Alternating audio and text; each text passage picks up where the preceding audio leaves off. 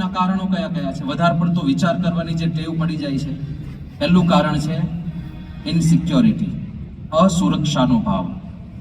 આગળ શું થશે, આગળ શું થશે, મારો પહેલો નંબર આવશે કે નહીં, હું પાસ થઈ જઈશ કે નહીં, મને લોકો પસંદ કરશે કે નહીં, સતત મનમાં એ ચાલે છે.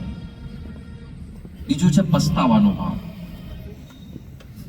જ્યારે જ્યારે કંઈક ભૂલ થઈ ગઈ હોય અથવા તો એને મહેનત કરવાની હોય અને બદલે મહેનત કરી ના હોય, આખો દિવસ મોબાઈલ વાપર્યો હોય અને પછી પરીક્ષાનું રિઝલ્ટ આવે ત્યારે એને પસ્તાવો થાય કે થોડું વાંચી લીધો હતો, થોડું વાંચી લીધો હતો, કેમ હું વાંચી ના શક્યો, કેમ હું મોબાઈલ છોડી ના શક્યો.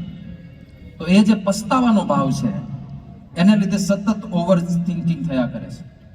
અને ત્રીજું છે જ્યારે જ્યારે મનધાર્યું ના થાય માણસનું, કે કેમ કોઈ મને સમજતું નથી, કેમ મારું થતું નથી, કેમ મારા પપ્પા આટલું માનતા નથી, કેમ મમ્મી આટલું સમજતા નથી, કેમ મોટા ભાઈને આટલી મારી વાત માન્ય નથી રહેતી. અને એમાં ને એમાં જ એના વિચારો ચાલ્યા કરે. પણ આ બધાનું સોલ્યુશન શું છે? લક્ષ્મણજીની સાથે રામચંદ્રજી છે. અને એ દર વખતે કહે છે લક્ષ્મણ શાંત થાઓ, શાંત થાઓ, લક્ષ્મણ શાંત. મારો વિશ્વાસ રાખો, બધું થઈ જશે. યુવા પેઢીને અત્યારે આધ્યાત્મિકતાની અત્યંત જરૂરિયાત છે. પણ આ આધુનિકતાનો વાયરો એવો ફૂંકાયો છે કે આધ્યાત્મિકતા નજીક પણ ફરકતી નથી.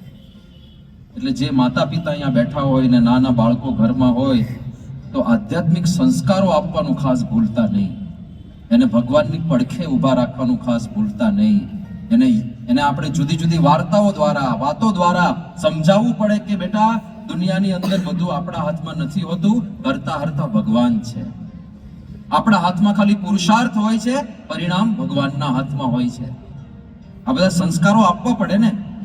ભગવાનનું કર્તૃત્વ બધાએ સ્વીકારવું પડશે, છૂટકો જ નથી. બે વિદ્યાર્થી એક સરખી મહેનત કરે, એક સરખી મહેનત, એક સરખા કલાક વાંચે છે, એક સરખું વાંચે છે, અને પેપર આવે તો બંને પેપરમાં એક સરખું જ લખે છે. તમે મને કહો બેવને સરખા માર્ક આવશે? નહીં આવે. તો કયું ફેક્ટર કામ કરે છે? ભગવાનની ઈચ્છા તો કામ કરવાની જ છે.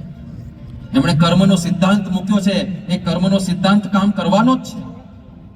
આ વખતે સરખી મહેનત કરી છે, પણ પૂર્વકાળમાં કોઈ કે ખૂબ પાપ કર્યા છે, કોઈ કે ખૂબ પુણ્ય કર્યા છે, તો એનું ફળ પણ મિશ્ર થઈને આવવાનું છે. એ બધું કોણ સમજાવશે? અને એટલા માટે લક્ષ્મણજી જેવી સંવેદના જ્યાં આગળ હોય ત્યાં બાજુમાં રામચંદ્રજીની અતિશય જરૂર પડે, જે સતત કહેતા રહે લક્ષ્મણ શાંત થાઓ, શાંત થાઓ. લક્ષ્મણજી શાંત થયા અને પછી વિશ્વામિત્રજી રામચંદ્ર ભગવાનને કહે છે કે પ્રભુ હવે આપ પધારો, ધનુષ્ય ઉંચકો, પણછ ચડાવો,